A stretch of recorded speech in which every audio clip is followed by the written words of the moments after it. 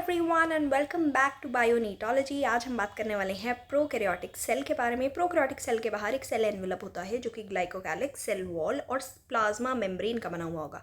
Glycocalyx is the outer most layer जो कि attachment में काम आती है और प्रोटेक्शन देगी from the host immunity to the cell.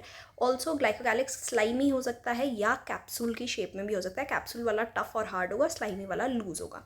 Cell wall जो है इसमें बनी होती है पेप्टाइडोग्लाइकन की, यानी कि पेप्टाइड के क्रॉस लिंक्स होंगे, साथ में शुगर होगी विच इज़ अ हेट्रोपॉलीसैकेराइड जो कि एन एसिटाइल ग्लूकोजामीन और एन एसिटाइल म्यूरामिक एसिड की बनी हुई है। ये सेल वॉल जो है वो शेप देगी सेल को, ऑल्सो सेल को प्रिवेंट करती है from bursting and collapsing.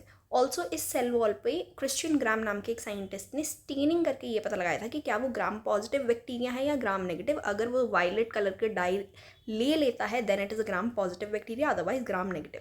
Plasma membrane जो है वो सेम होगी यूकैरियोट्स जैसी। अच्छा, अब इसके पास जो जेनेटिक मटेरियल है वो है in the form of nucleoid, it is naked, there are no histones and it has double stranded circular DNA which is the chromosomal DNA. इस क्रोमोसोमल डीएनए के अलावा भी हमारे पास एक एक्स्ट्रा क्रोमोसोमल डीएनए है जिसको हम बोलते हैं plasmid, which is again double stranded circular DNA. और ये जो है सेल को फिनोटिपिक कैरेक्टर देता है सच एज एंटीबायोटिक रेजिस्टेंस। इसके अलावा इसके पास राइबोसोम होता है विच इज़ 70S। जितने भी सेल ऑर्गेनल्स हैं सारे विदाउट मेम्ब्रेन होंगे। 70S राइबोसोम जो है वो दो चीज़ों का बना हुआ है, 30S सब यूनिट का एंड 50S सब यूनिट का, और इसका साइज होता है 15x20 नैनोमीटर्स। इसके अलावा इसके पास सेल एक्सटेंशंस होंगी कुछ जो कि इनवैजिनेशन होती हैं सेल मेम्ब्रेन की, जिनको हम बोलते हैं मीजोसोम, जो कि सेल वॉल फॉर्मेशन में हेल्प करती हैं, डीएनए रेप्लिकेशन में हेल्प करती हैं, distribution to the daughter cell में हेल्प करती हैं और रेस्पिरेशन सिक्रीशन में भी हेल्प करती हैं। They increase the surface area for enzyme content, 3 type के हो सकते हैं।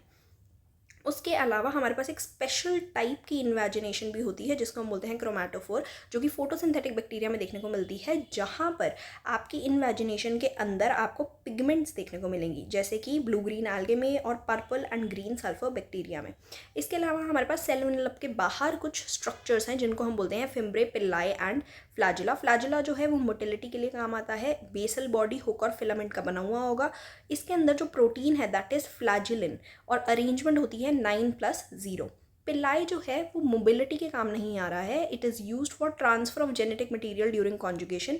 ये बना हुआ होगा पिलिन से और इसका शेप या स्ट्रक्चर होगा ट्यूबुलर।